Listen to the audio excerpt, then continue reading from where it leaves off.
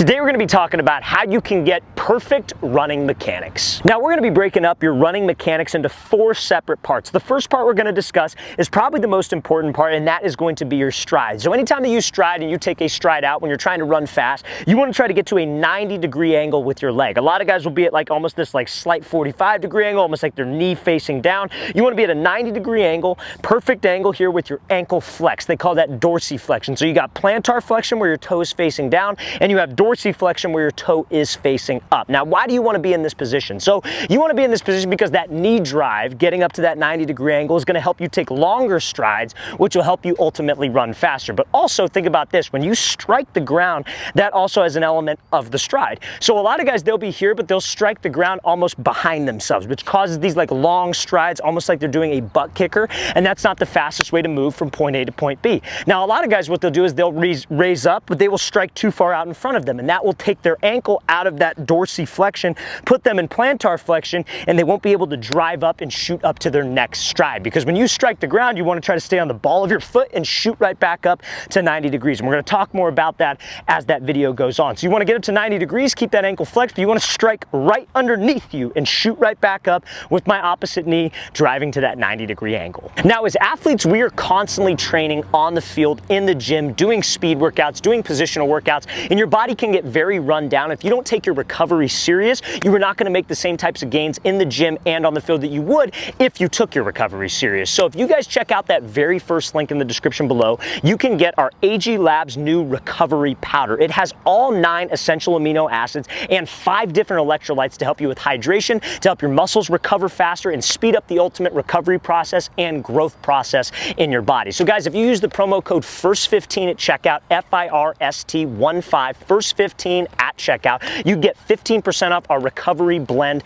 product. The flavor is strawberry candy. We'll be coming out with some new flavors in the future, but strawberry candy, 15% off, very first link in that description below. Now, the next part of your running mechanics that we're going to discuss is the arms. So the arms are the second most important part of your running sequence or running mechanics, I would say, and there's 2 common mistakes that athletes will make. So when they run, the first one is that their arms will not go in a straight line. Their arms will almost rotate across themselves. So when you're rotating across, you're almost turning your torso, and the shortest distance or the fastest distance between 2 objects is straight across. So we want my arms to remain in a 90-degree angle, and we want to go right past my butt cheek, right up to my cheek of my face. So you want to go cheek to cheek at this 90-degree angle. Second mistake that athletes will make is that when they run, they will flatten out with their elbows. So when you flatten out with your elbows, you have no drive at this upward portion of your running sequence with your upper half. So you don't want to get your elbows bent. You don't want to bend back. You don't want to straighten your arms. You don't want to be just at your wrists moving as fast as you can. Keep a sharp 90-degree angle. You want to be relaxed. You don't want to be super tense,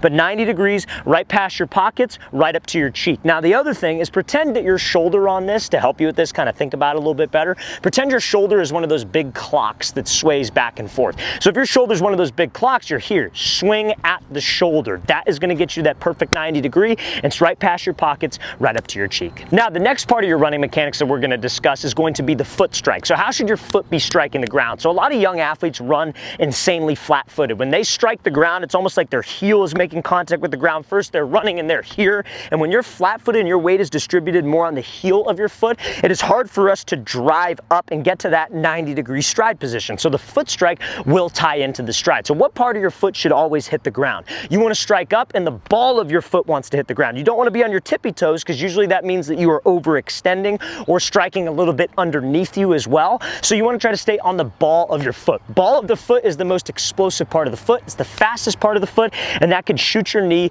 and your toe up. Towards the end of this video, we're going to give you guys some drills that you can do to work on your stride, work on your foot strike, work on your arms as well. So stay patient, hang tight, and we'll get into that after we break down the 4th element of your running mechanics. Now, if you're an athlete and you need to get a little bit more energy in your workouts, but maybe you don't want to consume caffeine, you're on the younger side of things, you should check out our non-stim Pump RX pre-workout at AG Labs. This is a pre-workout that we developed that is non-stim. That means that there is no caffeine in it, but it has plenty of ingredients to help you guys with blood flow, to get better pumps, better muscle growth in the gym, ingredients to help with ultimately energy levels, I guess you could say. We have 3.2 grams of beta alanine in this product as well, and many other ingredients to help with your mental focus and strength. So guys, if you want a pre-workout that does not contain caffeine, maybe you work out late at night, check out that second link in the description below for our Pump RX non-stim pre-workout. Now, the next element of your running mechanics that we're going to discuss is your posture. So when you are running, a lot of guys think that they need to be like, you obviously don't want to be leaning back and running, right? That's not, I think everybody knows that. That's pretty common sense.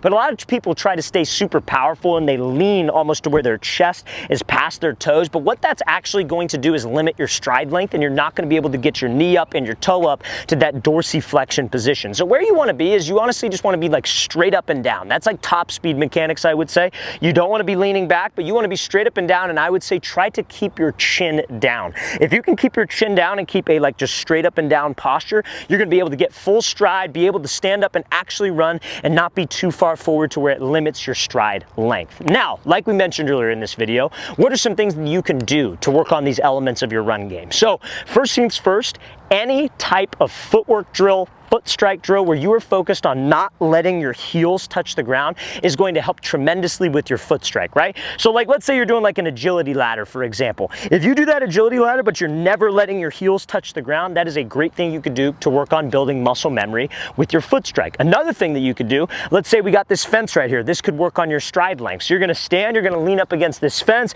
you're gonna be here, and what you could do is you could start in a perfect stride position, alternate, snatch the knee up, snatch the opposite toe up, and do different exercises like that. And that leaning forward position can also help with your running posture. And then for your arm swings, guys, plenty of drills that you can do. I've seen athletes sit down before on the ground and they do the arm swings. They go as fast as they can, and if you're bending at the elbow, your butt's not going to move, but if you're swinging at your shoulder, your butt will move side to side. So those are 3-4 things that you could do all right there to help out with your running mechanics. And we also have plenty of drills on this channel to do. So if you go to our video playlist and just scroll down, we have tons of different speed workouts that you guys can all learn from.